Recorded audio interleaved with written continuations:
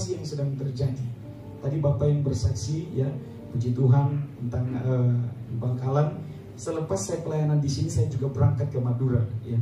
Tapi saya pelayanannya di Pamekasan, karena di sana ada menara doa yang terus berjalan. Puji Tuhan, walaupun dalam masa Covid, tapi pemimpinnya berkata kita harus terus berdoa. Di sini tidak boleh berhenti berdoa, karena kita harus menangkan Madura untuk kemuliaan Tuhan. Amin. Ini semua adalah visi daripada kita semua. Kita terpanggil sebagai orang yang percaya, cuma satu intinya, pemberitaan Injil. Amin. Memberitakan kabar sukacita, kabar kemenangan, kabar kemenangan di dalam Kristus Yesus, yang oleh darah yang tercurah di Kalvari, semua orang, termasuk Bapak, Ibu, dan saya, semua mengalami pengampunan dosa dan dapat hidup yang kekal dalam Kristus. Itu sebabnya di dalam Kristus tidak ada yang namanya insya Allah. Semuanya pasti. Amin. Bersyukur karena di dalam Kristus semuanya pasti. Kita bangga punya Tuhan yang memberi kepastian bagi kita. Seandainya Tuhan kita tidak pasti, maka sia-sia semua iman dan percaya yang kita jalani sampai hari ini.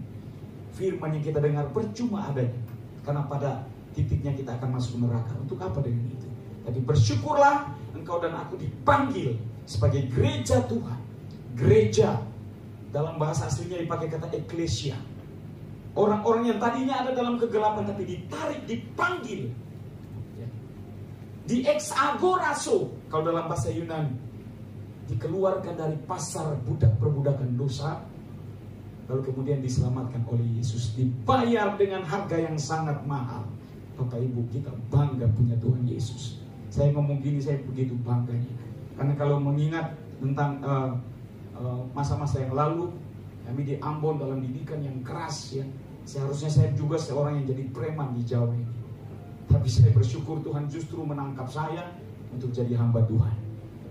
Ini bukan satu kesombongan, tapi semua adalah anugerah. Amin. Semua karena anugerah. Kalau bukan anugerah, sedikit kesaksian, harusnya saya juga mati dalam peristiwa di Ambon, kerusuhan tahun 99 yang pecah begitu dahsyat di Ambon ya.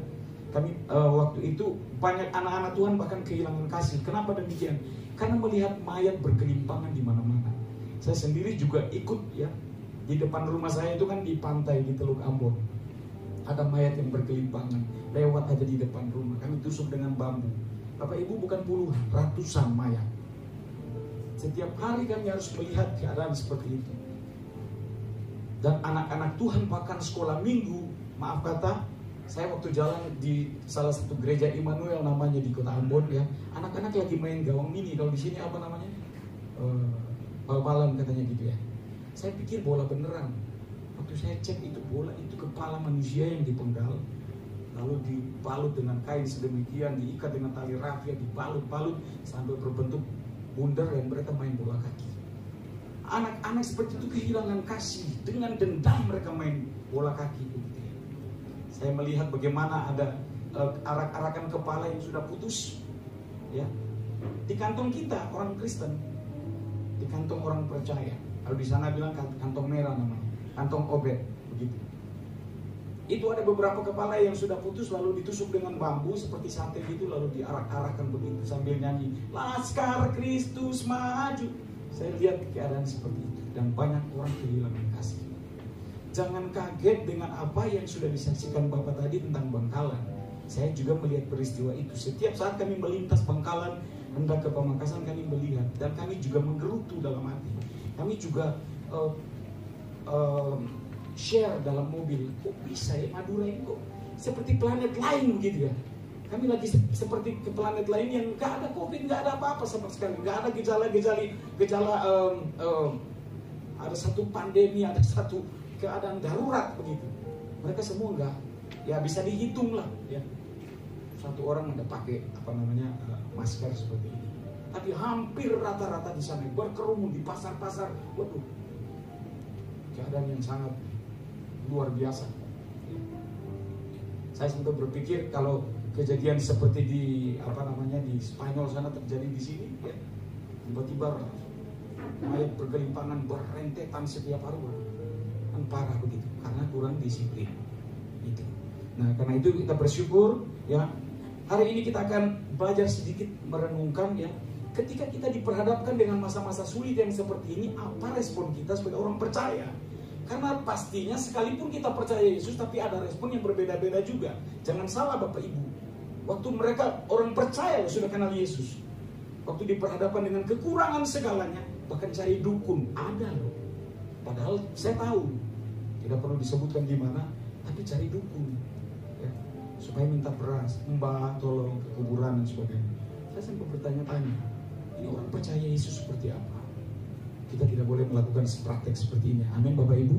Sekali Yesus tetap Yesus. Karena Yesus adalah sentral segalanya yang siap menolong kita anak-anaknya ketika kita berseru dan memanggil namanya. Demikian juga seperti yang kita akan belajar di sini, Habakuk. Saya berikan judul renungan ini, tetap bersorak memuji Tuhan di dalam masa sulit. Amin. Tetap bersorak memuji-muji Tuhan dalam masa sulit. Ya kira-kira dalam masa pandemi ini, ya gitu ya, kita tetap bersorak memuji Tuhan. Ada yang sudah lelah hari ini Bapak Ibu? Jangan pernah lelah. Kita tetap tersenyum di dalam Tuhan. Amin. Ya, mari kita belajar, kita mengawalinya dengan membaca firman Tuhan. Kita buka bersama-sama kitab Habakuk. Kitab Habakuk ini, ya, dia dari kata habak, ya. Habakuk ini salah satu nabi-nabi kecil yang ada di Israel pada masa itu. Kita baca Habakuk 3 ayat 2 ayat saja kita baca, ayat 17 dan 18. Saya yakin kita pernah menyanyikan atau menghafalkan ayat ini, ya. Merupakan ayat favorit juga. Habakuk 3 ayat 17 dan 18 sudah ditemukan di sini. Mari kita baca secara bersuara bersama-sama. 2, 3.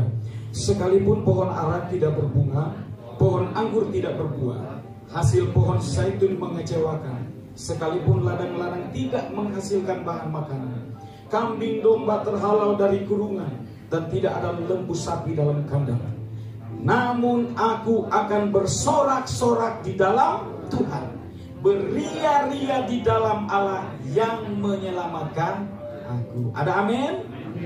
Ya, puji Tuhan. Ini memang sesuatu yang secara logika nggak masuk akal. Pak, bagaimana mungkin orang bersorak-sorak memuji-muji itu? Apa nggak gila itu ya? Sementara dia sendiri nggak punya apa-apa. Gitu. Ini hal yang aneh memang. Gitu. Hal yang sangat kontra. Gitu.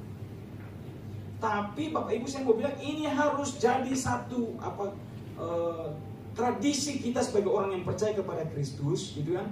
Kalau kita bersyukur waktu kita dapat apa-apa, naik jabatan dan sebagainya, kita senang, kita sukacita, itu sudah biasa.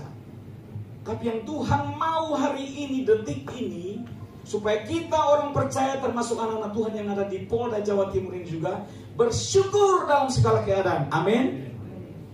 Ditentang sekalipun, ya Bapak punya tantangan sendiri di Bangkalan begitu ya. Tapi puji Tuhan, ada penyerahan diri kepada Kristus, ada doa yang naik di sana, dan saya percaya Tuhan dengar doa Bapak, amin. Dan Tuhan akan melindungi, menyertai, karena Dia Immanuel, Dia jaga anaknya dengan sempurna. Mari kita lihat sedikit di bagian ini yang sudah kita baca tadi. Ya, kalau dalam kitab Habakuk ini dia cuma 3 pasal. Ada terdapat beberapa tema teologis dalam kitab Habakuk ini, tema teologis yang menjadi perhatian, ya, menjadi concern dari Habakuk, yaitu satu kata, keadilan. Ini tema dari tema teologis dari kitab Habakuk ini.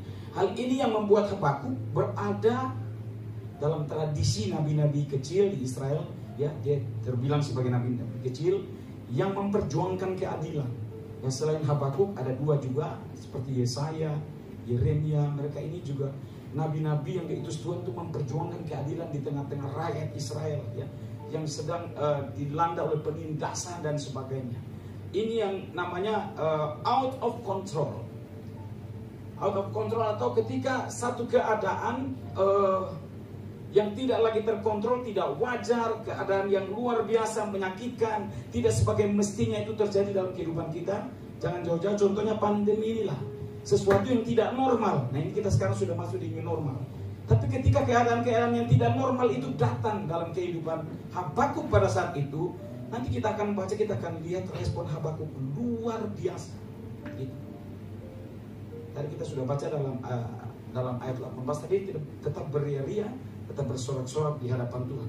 Hampir setiap hari Bapak dan Ibu sekalian, saya percaya kita semua juga pasti berjumpa dengan yang namanya keadaan-keadaan yang tidak normal, peristiwa-peristiwa di sekitar kita yang dikategorikan sebagai out of control. Misalnya bencana alam, ya kan? Bencana alam, ada gempa bumi, ada tsunami dan sebagainya. Kemudian selain bencana alam, kecelakaan, sakit penyakit, ada wabah sekarang ini yang sedang marak dibicarakan ini. Corona ini kalau dia seorang manusia, kalau corona ini manusia, wow, luar biasa, dia hanya terkenal dalam beberapa saat saja, udah terkenal di seluruh dunia lagi, ya kan? Nah ini sekarang lagi membingungkan banyak orang. Nah kebingungan, kegelisahan sedang melanda dunia hari-hari ini. Dan di mana posisi kita sebagai orang percaya? Tuhan pertanyakan kita, apakah kita tetap bersukacita atau bahkan kita mundur? Bapak Ibu, renungan yang singkat saja di siang hari ini, tetap kuat di dalam Tuhan. Amin. Tuhan mengasihi kita. Tuhan kalau mengasihi kita tuh bukan dengan kasih yang setengah-setengah. Bayangkan Bapak Ibu kalau kasih Tuhan Yesus itu punya batasnya, maka mati kita semua. Tapi bersyukurlah Allah yang kita sembah punya kasih yang luar biasa, bernilai kekal dan abadi. Walaupun mungkin kadang-kadang Bapak Ibu tidak taat sama Tuhan dalam masa-masa kehidupan ini. Ada yang Bapak Ibu lakukan yang tidak berkenan di hadapan Tuhan. Tapi itu tidak berarti lantas kejatuhan itu membuat Tuhan tidak mengasihi. Oh my God, Tuhan kita itu kasihnya luar biasa. Amin. Itu sebabnya dikatakan dalam Yohanes 3:16 itu karena begitu besar. Artinya apa? Betapa besarnya, gak bisa dibandingkan dengan kasih apapun juga. Kasih yang ditawarkan dunia ini tidak bisa dibandingkan dengan kasih yang diberikan oleh Kristus bagi kita semua. Seharusnya kita semua ini adalah calon-calon orang yang binasa. Kita semua ini masuk neraka semua. Karena firman Tuhan dalam Roma 3:23 kan berkata, semua orang telah berbuat dosa dan telah kehilangan kemuliaan Allah. Kalau sudah hilang kemuliaan Allah karena dosa itu, maka kita otomatis gak bisa lagi masuk ke surga. Karena surga itu tempat yang kudus, tempat yang suci. Itu berarti yang harus masuk ke surga itu adalah orang-orang yang kudus. Nah, kita bersyukur bahwa Tuhan datang dalam kehidupan kita, dalam kehidupan dunia ini, hidup dalam peradaban manusia untuk menyatakan kasih-Nya yang besar. Jadi ternyata keselamatan itu adalah inisiatif Allah sendiri. Amin. Bukan hasil perbuatan dan usaha Bapak Ibu. Kita cek sedikit tentang keselamatan di situ dalam Efesus 2 ayat 8. Mungkin bisa tolong dibukakan. Supaya jangan pernah berpikir bahwa keselamatan itu kita akan berusaha. Gitu. Efesus 2 ayat 8-9. Sebab karena kasih karunia kamu diselamatkan oleh iman. Itu bukan hasil usaha. Lanjut lagi, tetapi pemberian Allah. Satu ayat lagi 9. Coba kita lihat. Itu bukan hasil pekerjaanmu. Jangan ada orang yang memegahkan diri. Artinya apa? Jangan sombong Bapak Ibu. Keselamatan yang kita terima itu adalah anugerah. Anugerah artinya apa? Sesuatu yang sebenarnya kita nggak layak terima, tapi toh diberikan oleh Tuhan karena kasih yang besar tadi. Kita bersyukur. Kita hidup dalam anugerah Tuhan yang luar biasa. Nah, pada masa seperti ini, ya, Habakuk secara manusia juga mempertanyakan, berapa lama Tuhan? Karena saya melihat penindasan terjadi atas bangsa Yehuda, orang Israel, penindasan, ketidakadilan. Sehingga dia bertanya dalam doa setiap saat, how long? Berapa panjang, berapa durasinya? Sampai kapan ini akan terjadi? Dan sebenarnya pertanyaan ini juga terjadi hari-hari ini atas bangsa kita. Jujur saja begitu kompleksnya masalah dalam bangsa Indonesia yang harus dihadapi. Situasi politik, banyak kemunafikan dalam bangsa ini. Tapi saya percaya orang-orang benar yang hidup karena iman kepada Kristus pasti terpelihara, amin. Terpelihara dengan sempurna. Itu yang Habakuk pertanyakan di hadapan Tuhan. Nah sekarang pertanyaannya begini kan, ketika kita dalam keadaan yang terjepit seperti ini, pertanyaannya bagi kita semua, apakah Tuhan diam? Menurut Bapak Ibu, Tuhan diam nggak? Tuhan tidak diam. Tuhan ada di mana-mana. Bapak Ibu, saya kasih tahu ya, nggak perlu kiblat. Tuhan ada dimanapun. Ketika saudara dalam kesesakan panggil nama Yesus, hadirat Tuhan nyata. Dimanapun itu, posisi Bapak Ibu dimanapun. Sebab Allah itu omnipresence. Amin. Omnipresent artinya dia maha hadir. Dia tidak dibatasi oleh tempat, ruang, waktu, dan sebagainya. Bapak Ibu ada di laut ketika dalam gelombang panggil nama Yesus, hadirat Tuhan turun. Tuhan sanggup menolong Bapak Ibu. Amin. Ada di gunung, ada di udara, dimanapun Tuhan maha hadir. Tuhan omnipresence. Ini yang dialami oleh Habakuk.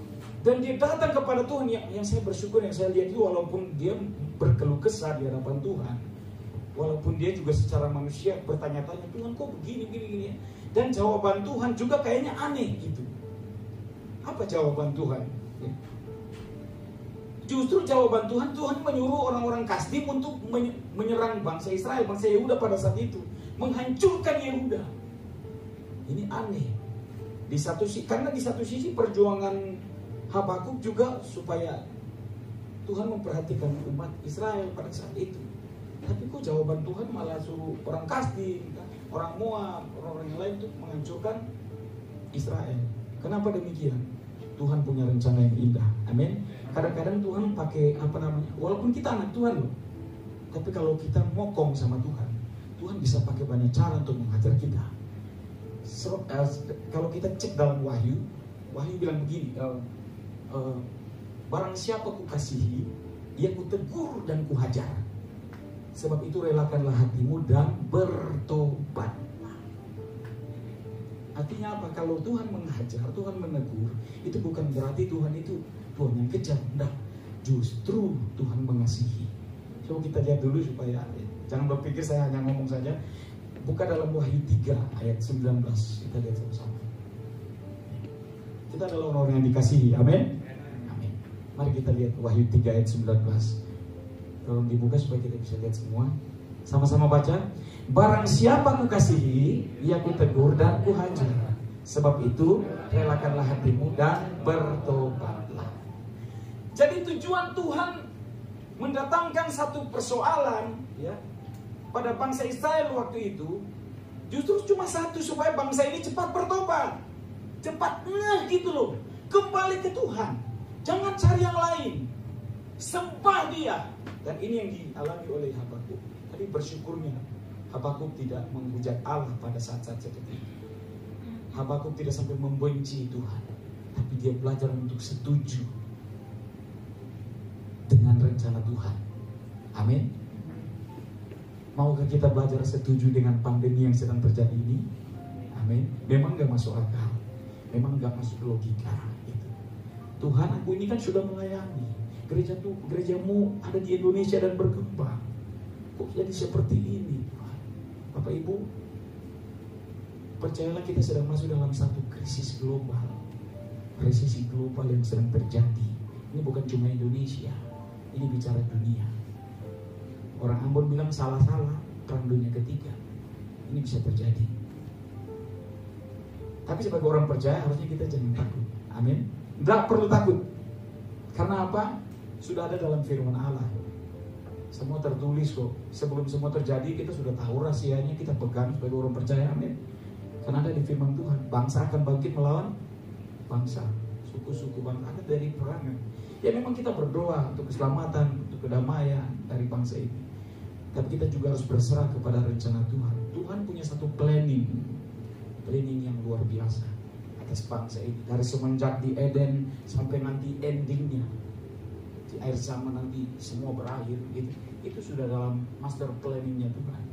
Kita hanya berserah kepada kedaulatan Tuhan. Amin. Orang-orang yang berserah adalah orang-orang yang dinaungi, ditolong, disertai oleh Tuhan.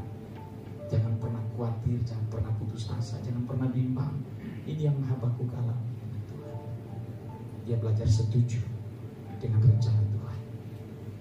Dan Tuhan punya rencana, bukan rancangan yang gagal, tapi rancangan kemenangan, rancangan sukacita. Amin. Berikan tepuk tangan buat Tuhan Yesus Kristus yang luar biasa. Itu sebabnya pesan Tuhan bagi kita di siang hari ini sebagai anak-anak Tuhan yang ada di Polda Jawa Timur ini.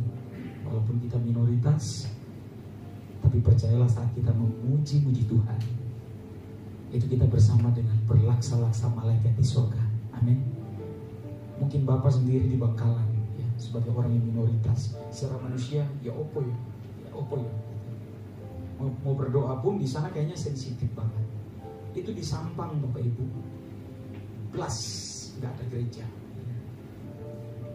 Cuma saya tahu ada satu pelayanan satu ibu di mana ada satu ruko kecil yang dipakai, tapi katanya juga itu sudah mulai dirongrong dan mereka ketakutan, mereka bersembunyi, ya. Mereka beribadah sembunyi-sembunyi, ketakutan. Pesan Tuhan apa dengan apa yang baru saya sampaikan tadi? Pesan Tuhan begini buat kita semua. Itu sebabnya dalam keadaan sekarang ini, ketika Tuhan masih memberikan bagi kita semua orang percaya kesempatan untuk memuji-muji, bersorak, menyembah Dia, lakukanlah itu dengan bebas, amin. Tanpa dan rasakan itu. Kalau Roh Kudus bekerja, sesuatu yang luar biasa pasti terjadi, amin. Ini menjadi pesan Tuhan bagi kita semua. Tidak perlu diperpanjang lebar ya. Biar kita mengandalkan Tuhan. Orang yang mengandalkan Tuhan itu pasti diberkati. Percayalah ketika kita merasa bahwa sudah tidak ada jalan, justru di situ ada jalan. Tidak ada yang seperti Tuhan Yesus. Bersama dengan Tuhan tidak ada yang mustahil. For with God, for with Jesus, nothing is impossible. Kita bisa lakukan banyak hal. Tuhan mengasihi saya, Tuhan juga mengasihi Bapak Ibu. Harusnya tahun 2000 saya juga ikut mati waktu kerusuhan. Bapak Ibu, saya juga mengalami dengan teman 6 orang gitu ya. Situasi yang begitu mencekam, sulit. Seorang polisi juga mati di depan kami.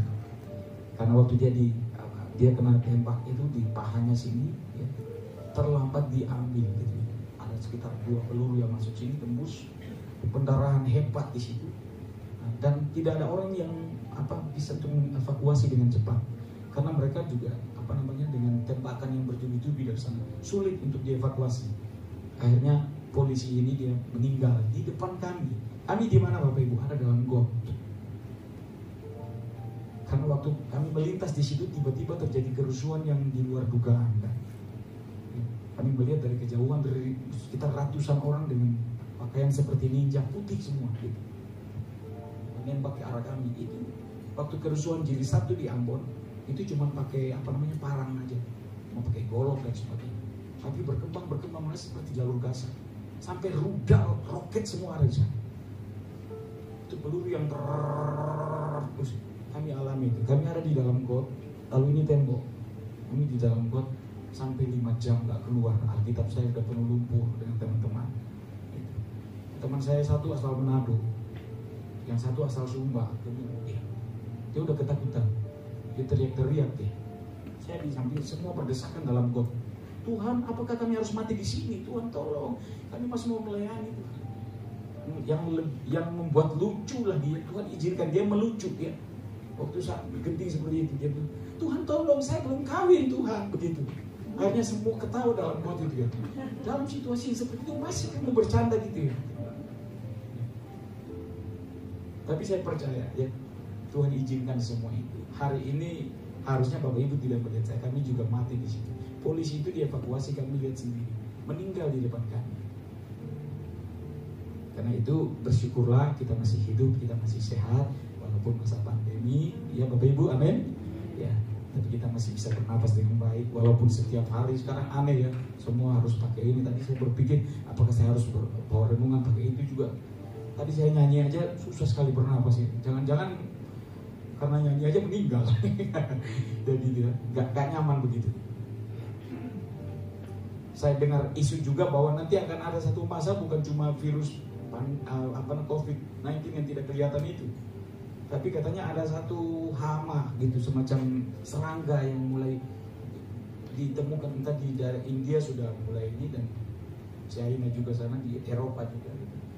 Itu sekali dia menggigit orang itu katanya bisa hanya 2 menit sampai 5 menit kalau tidak ditangani langsung meninggal. Dia langsung menyerang ke racunnya langsung menyebar dengan cepat. Jadi akhirnya ada prediksi lama-lama bukan cuma pakai masker, ya. Ini orang rumah sakit aja udah pakai baju kayak baju planet gitu kan. Ya. Lama-lama nanti pakai baju robot. Dunia semakin aneh. Tapi percayalah ya, apapun boleh terjadi, tapi kita punya jaminan dari Tuhan Yesus. Dia akan melindungi kita, Dia akan menyertai kita sampai kesudahan zaman.